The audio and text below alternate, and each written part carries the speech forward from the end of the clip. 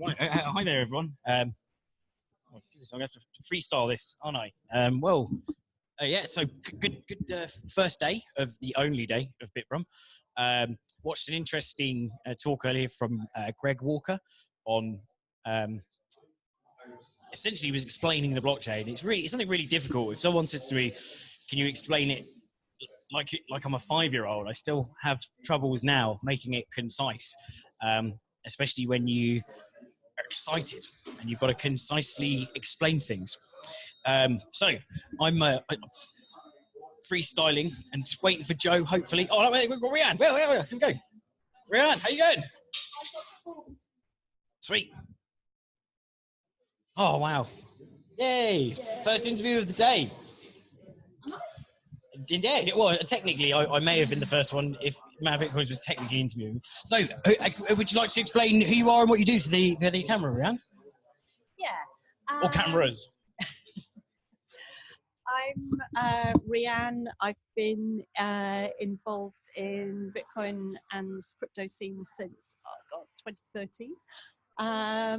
I was actually on WCN in 2014 or something. Yes. Yeah, made very rare appearances since. I'm going to do a talk today about government cryptos and corporate cryptos and why they're essentially really bad thing. I do various things in the space. I'm very, very excited about the possibilities of Bitcoin, obviously. Also hold my hands up and confess to being a bit of a shitcoiner. I like competition. Sorry, Bitcoiners. Sorry, very briefly. Is there like one product, because I was trying to think of this earlier, is there one product in the world where you don't have a competitor? It's true, right? Yeah. It's kind of what happens, isn't it, in free markets? And if people want to buy stuff, they want to buy it. So it kind of, I don't know, it seems a bit odd to censor stuff. But obviously, everyone needs to call out scams as they are. Absolutely. And even if the net effect of having a lot of not Bitcoins is to convince people that Bitcoin is ultimately the best solution, then that's also a good thing. Yeah. So yeah, censorship is bad. Products have a right to exist. Obviously, there are so many scams that gave tokens in general a bad name, but it's not to say there aren't worthwhile projects out there. Well, I think the thing is with that, though, if you look at Bitcoin, it's not like there's not a lot of scams in Bitcoin. You know, it's not Bitcoin's fault. It's that people use tools to scam. Like, you know, if there was no fiat and there was no Bitcoin, then people would use goats. They'd be like, "I've kidnapped you. Your wife's got to give me 100 goats." Wouldn't they? Like, they're going to use something. Be like seashell, I don't know what. But so, what do you think of the Chinese government's their announcement of they're doing a state one? So this is what I wanted to talk about this afternoon, right? So I thought about doing this talk a while ago, and the Chinese announcement actually came during this time. So the thing that I'm a bit sort of baffled by is the way Bitcoiners kind of go, oh, this government or this company has announced they're doing something with a digital currency or with a blockchain. This is great. It's giving us legitimacy. Well, Bitcoin doesn't need legitimacy. Yeah. That's the whole thing. Why should we be concerned about other people thinking that it's a valid solution when it stands or fails on its own merits? Yeah. I think we should be incredibly wary of these corporate coins and government digital currencies, because essentially programmable money in the hands of government can be an incredibly dangerous thing. So we've already seen what's happening in Hong Kong. We've already seen what's happening with the social credit system, which is being piloted in China. So if you have a system which is moving towards being cash-free, where the only option is to use programmable money issued by the government, all kinds of controls can be put on that. Freedom of payment is obviously such an important element of freedom in general. That's why we, and presumably everyone who's going to be watching WCN, embraces the whole idea of Bitcoin. So government digital currencies they're like the anti-Bitcoin. Yeah. I think it's actually annoyed me a little bit. Everybody was talking about the China bounce because orange coin number go up when the Chinese announcement was made, whether or not that was linked to that. And you could see everybody being really pleased about that, whereas it's a really bad thing. Yeah, I think it's kind of like, so converting fiat to I see it two different sides. Converting fiat into a cryptocurrency is kind of like putting lipstick on a pig. It's like, you can't polish a turd, like it's a turd. And you're going to take the good part of the turd, which is the cash part, which was the anonymity protecting, and you're going to turn it into a completely traceable government currency. But the benefits of that could be, for example, if the government currency, the transaction fees, replaced all tax.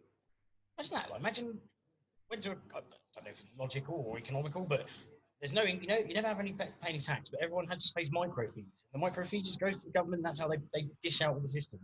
Yeah, and then is it right?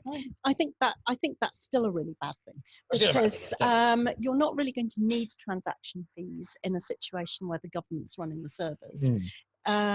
We've already got tokenized dollars.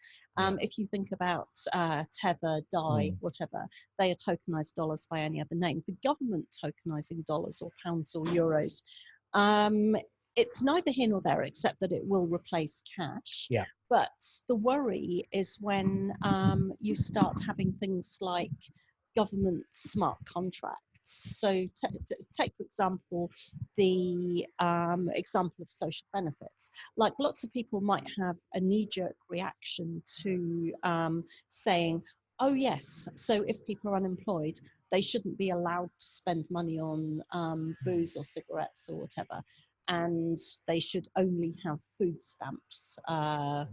So it basically, having programmable money enables governments to target payments like this, so that you can give people cash that is only spendable on particular things. It's really, but you have a lot of people who'd say, oh yes, that's a good thing. We don't want unemployed people to be able to do this.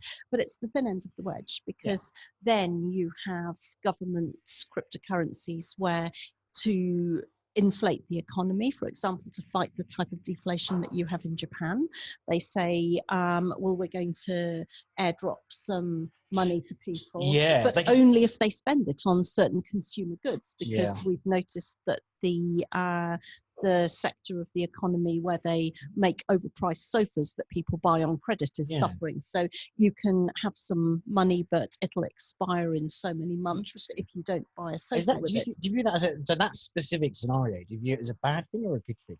It's a really bad thing, because we have this situation at the moment where governments all over the world are just pumping, they're pumping debt into the economies in a completely unsustainable way in order to generate demand that's not there.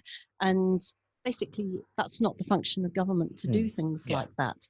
And if they're using tokens to do this, it just makes their job an awful lot easier. Yeah. And it just results in even more government control of the economy, even more diversion of resources to things that are inefficient, rather than allowing free markets to do their thing. Yeah. When we talk about government cryptocurrencies, it's not like it's going to be like Bitcoin, where there's a defined supply and it's hard money. I think a lot of people make the mistake of thinking, oh, well, if governments embrace digital currencies that are blockchain based, we'll have something that's transparent, that's more like hard money. That's not actually going to happen. We're just going to have exactly the same inflating money supply that we've got now, only just on a blockchain. Exactly. Ta-da! Lipstick on a pig. Exactly. Yeah, polishing that. That's my thought anyway. Yeah. So I wanted to talk about it, and it just so happened that the Chinese announcement happened in between me deciding to do a talk about it. And What country do you think is going to be the next to say, oh, we're going to dabble in our own country? There's been Venezuela with the petrodollar, China. Do you think there's going to be another one soon? Well, I think there are an awful lot of people in America now talking about it. Some people don't realise that the Bank of England actually did a pilot study. Think about it, it was quite early on. I think it was 2015, 2016.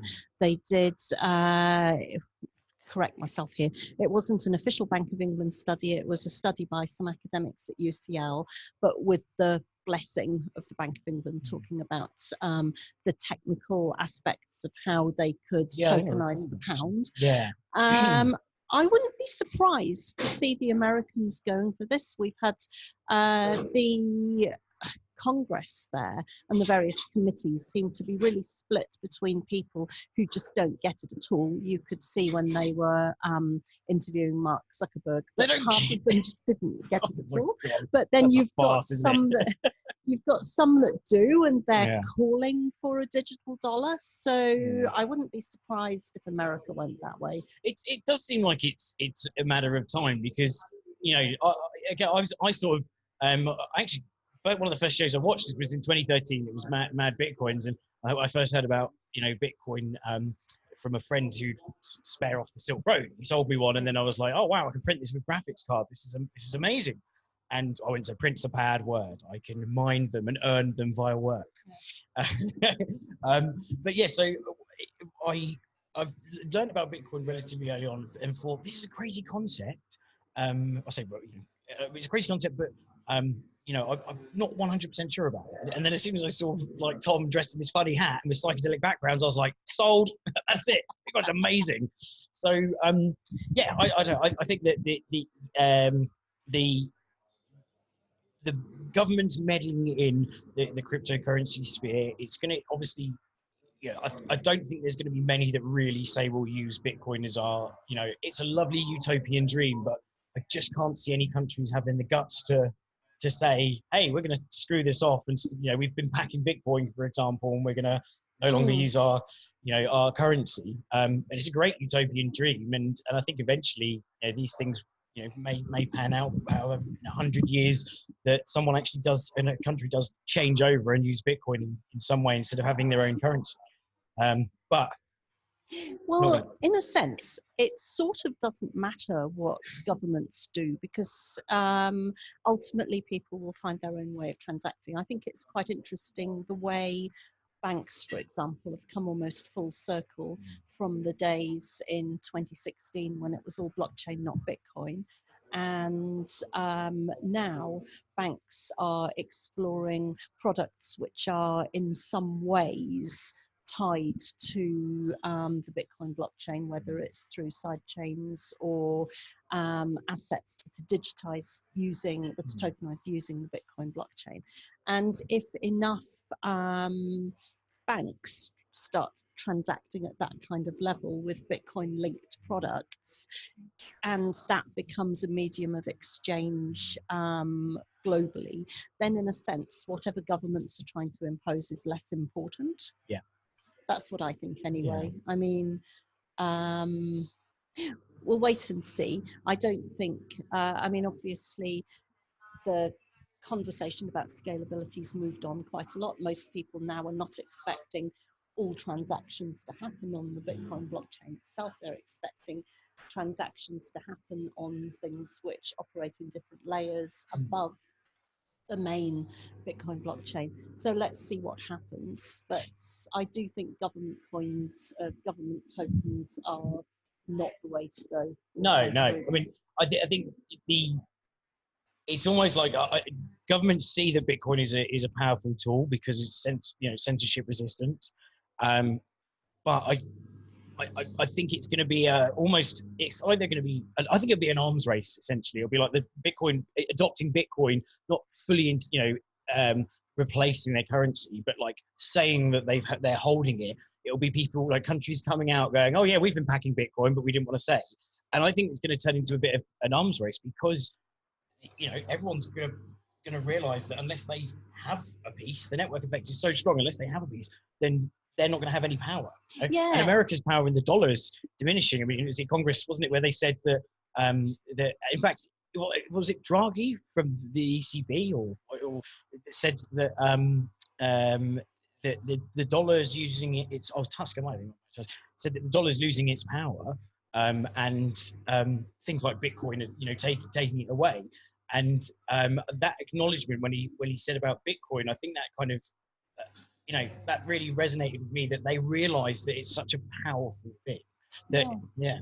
Also, I think you have to realize that what governments say and what governments do can be quite different. Yeah. I mean, for example, China has incredibly contradictory stance on trading and mining, yet so much mining actually happens in China.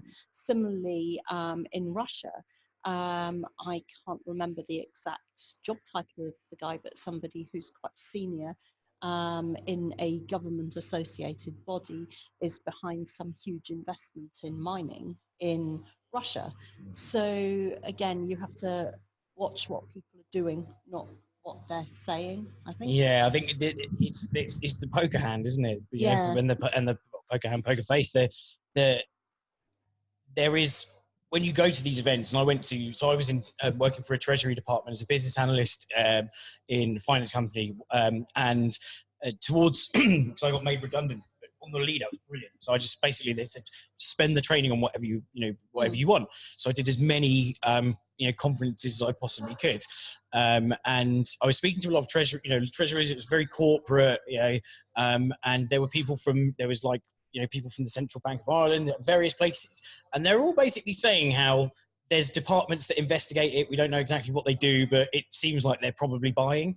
And it's all, everyone seemed to have that underlying, almost didn't want to admit it, but they know something's under the hood, whether they are buying it or not, I don't know, but it did seem very much like, even in and this was 2017, early 2017, they're stockpiling it. I think that's very obvious. It would be ridiculous not to. I think if it is, you'd have to have some element of hedging. If it's such a massively growing market, it would be silly not to have at least a tiny position. Exactly, and governments aren't a monolith. That's the thing. They're different people with different opinions. Who some people might have the opinion that with Warren Buffett's partner, who said about it's worse than eating babies or whatever, so spawn of the devil. But other people might think that it's a good thing. So you get people with competing opinions in government. But it's just fascinating to see the response to Libra, Facebook's currency, where governments were just horrified that some private company could come along and issue currency. Well, private currencies used to be incredibly common. I think it's really interesting that we've now come round to this thing where we're so used to government's currencies being the only money that we accept, that we forget about the hundreds of years before that, when institutions used to offer their own currency and private currency was actually a really normal thing. Yeah, well, it's funny you say that about the fear of someone else generating a currency. The banks currently do, not just central banks. The fractional reserve lending, when you take a loan out with someone, they literally magic the money out of thin air. It's quite literally insane. It's like, I don't know. It's like someone coming to you and saying, I need X. And you're like, out of thin air. Now, I've given you this. I've had to do nothing in order to get it. I'm going to give it to you. You're going to pay me interest on paying. What a ludicrous idea. It is. And people are so ill-informed about it. I read the results of a survey, I think it was this week, where 29% of Americans still believe that the dollar's backed by gold. Yeah. And when you have almost a third of your population believing something that hasn't been the case since the 1930s, which is nearly 100 years, then you have a problem. Yeah, it's sad, isn't it? But then you look at other polls, and this may upset a few people, but I saw, was it 40%, 40 or 45% of Americans believe in ghosts, and I was like, that's a very high amount for Seems a lot. I'm not saying ghosts could possibly be real, but it doesn't seem like there's any evidence for them. So it's just stuff like that. Like people believe crazy stuff. Like the what was it? The when I was younger, and it's still to this day. People, it's a really silly thing, but it's Captain Pugwash show on TV.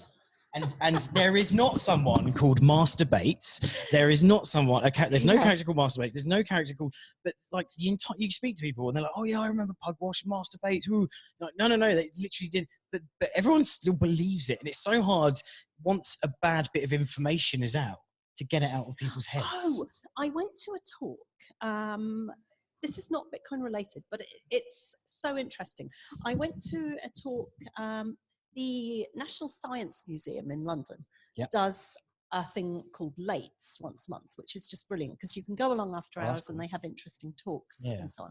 They had a Halloween themed one. So one of the talks I went to on Wednesday night was a talk about how people can be made to believe things just by this collective thing that you're talking, this collective thing. So this guy who was giving the talk played some tapes that were supposed to be the result of a seance, and it was just jumbled words. And then he played the same tape after telling us what the supposed thing that people were saying was, and you could hear it really clearly. Right, and it's totally the power of suggestion. Yeah, and getting that out of people's. There's probably loads of people that walked out actually believing that there was something extremely paranormal, and like this guy is like he must be like a psychic or something. But it's really hard once that idea is in. And my parents, well, until 2013, my mum thought that the gold was still. She'd missed the whole. Blunkett, who was it who sold all the gold? Was it Golden Brown? Goodness, that was a great sell. Was it the price back then? It was like $700 or something, wasn't it? Anyway, let's not go into that. But yeah, she still thought that, and it took me so long to explain and like literally showing. Like, I had to show evidence, but not just one bit of evidence, like 3 or 4 bits, and going like, the gold was sold off like ages ago. Oh no, that can't be. And fractional reserve banking, as soon as you tell someone about the way that works, it's an unbelievable thing. It is unbelievable. People are just like Ron Burgundy. Don't believe you. Yeah. Don't believe you. I don't believe you. I'm going to go in a minute. Yes, I'm going to charge my laptop. Yeah, no problem. No problemos. But this is an awesome event. I did a really great workshop earlier with Ben Ark, building a lightning point of sale. I poked my head around, but I thought, I should have popped in. Yeah, there's just all these amazing things happening. So did you build one live then, the point of sale machine? Yeah. Oh, nice. Yeah. So can you take it home with you as well? Yeah. Oh, what?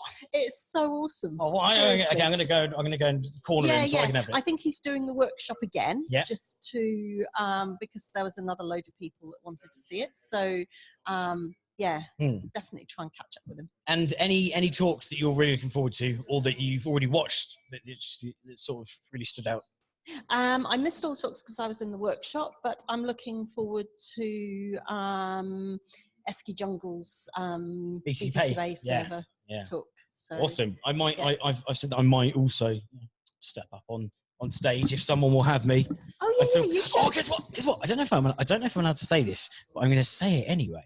But I've got my first proper hired gig, and this may piss some World CryptoNet fans off, but money's money and I'm skint. But it's I'm performing at Coinbase's Christmas party. No, that's amazing. It was amazing, but please don't hate me in the chat. It's literally I'm skint. So like I don't know, throw me sats or something, and I won't do. No, but I just thought it was really cool. That's really cool. Yeah, it was really cool. So hopefully now it's going to be a trend. I can get some sweet gigs out of that. But so I might be jumping on. So I'll let you know when you'll probably hear me because it will echo around the whole city. I'll hear you. But yeah, thanks for coming on, Rhian. Take care. Lovely to see you.